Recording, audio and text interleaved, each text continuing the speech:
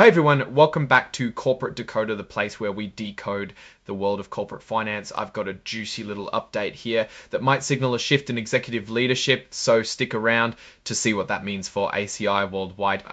Alright, let's dive right into this filing from ACI Worldwide. It's a current report, meaning something important just happened and they need to tell everyone right away. So here's the big news: they're getting rid of the Chief Revenue Officer position starting September 30th of next year. That sounds like a pretty big change at the top, and the person who currently holds that job, Alessandro Silva, will be leaving the company on that same date. They're not giving a whole lot of details on why, but it usually means the role itself is being eliminated or changed so much that the current person isn't a fit anymore.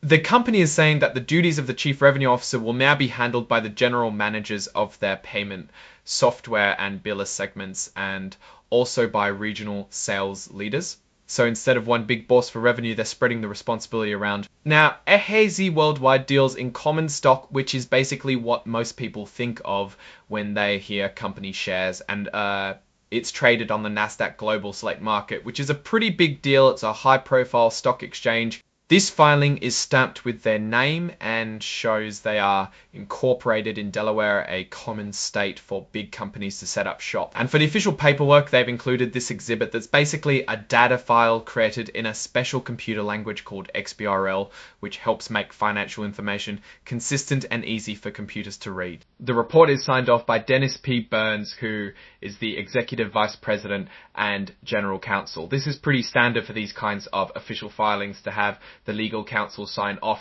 So what does this all mean for ACI Worldwide? Well, losing a Chief Revenue Officer isn't usually a sign of massive growth. It often suggests a move to restructure or perhaps a reaction to changing market conditions.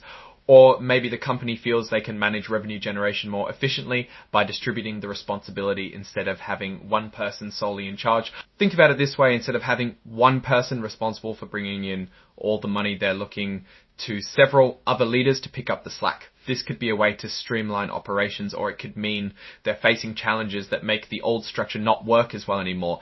It's always interesting when a company eliminates a top executive role like this, while the report says Mr. Silva will receive customary benefits.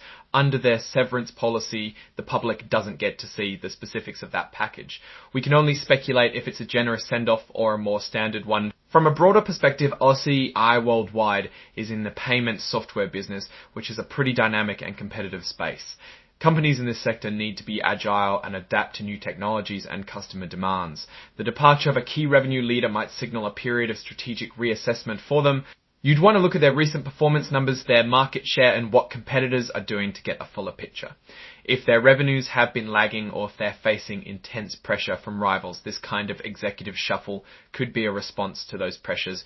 We don't have specific financial tables detailed in this particular report, just the announcement of an executive change and the filing details itself. But typically these Form 8K filings report significant events, and an executive departure definitely counts as significant. Looking ahead, investors will be watching closely to see if this change impacts the company's revenue generation and overall growth trajectory. The efficiency of this new distributed revenue management approach will be key to ACI Worldwide's future success. So for now, it's a watch and see situation. We've seen a change at the top revenue management level, and how that plays out will likely be detailed in future financial reports and filings. Alright, that's our quick decode of this ACI Worldwide filing. What are your thoughts on this executive change? Do you think spreading out the revenue responsibility is a smart move or a sign of trouble? Let me know in the comments below. If you found this breakdown helpful, make sure to smash that like button and subscribe to Corporate Decoder for more insights just like this. And hey, if you want to join a community that loves diving deep into these financial documents, check out our Discord server link in the description. It's a great place to share ideas and learn more. Thanks for watching. See you next time.